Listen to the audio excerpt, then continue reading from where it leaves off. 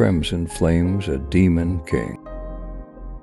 Theo, a quiet and introspective 20-year-old college student, grew up largely alone after his mother's early death and his father's subsequent abandonment. He found solace in books, particularly ancient legends and tales of other worlds, and spent his weekends exploring the city by himself. Preferring the company of fictional characters, Theo cherished his solitude, finding it a peaceful space for his thoughts.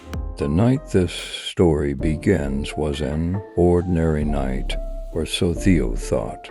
He had been studying late at the old city library, a grand, echoing place with towering bookshelves and a faint smell of ink and ancient paper that always made him feel calm. He had exams coming up, and he'd lost track of time, his head buried in a thick textbook about European folklore. By the time he finally looked up, his eyes stinging from the dim reading light, the large clock above the library's main doors read just after midnight. He blinked in surprise, realizing how late it was. The library was eerily quiet, the usual murmurs of other students gone, leaving only the ticking of the old clock and the faint rustle of the heating vents.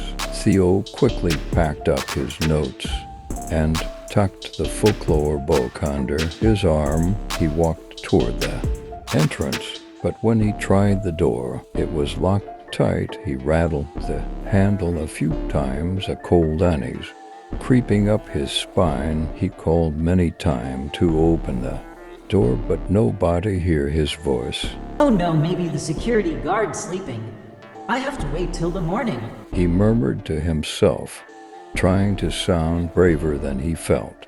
But he couldn't shake the feeling that he was very much alone. Deciding it was best to wait, Theo wandered the darkened library's maze of shelves.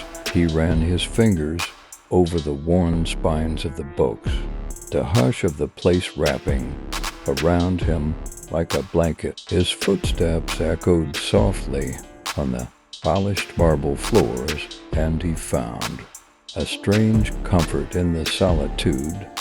But as he drifted through the aisles, something unusual caught his eye, a small, leather-bound book that seemed to glow faintly in the shadows. It was tucked behind a row of ancient volumes on demonology and folklore, its cover etched with twisting symbols that pulsed softly as though alive. Theo's curiosity flared. He pulled the book free, his fingers brushing the strange patterns that felt oddly warm beneath his skin. So strange, book looks so old, but also so beautiful. What's hidden meaning of this book title? Oh, I can't read. What language is this? The book was locked with a small brass clasp shaped like a serpent. Biting its own tail, beneath the clasp was a tiny puzzle, a series of interlocking metal pieces that formed a strange, intricate design. Theo frowned, intrigued. The puzzle almost seemed to whisper to him, its shape familiar in a way he couldn't explain. What, it's locked with puzzle? So mysterious. Let me try.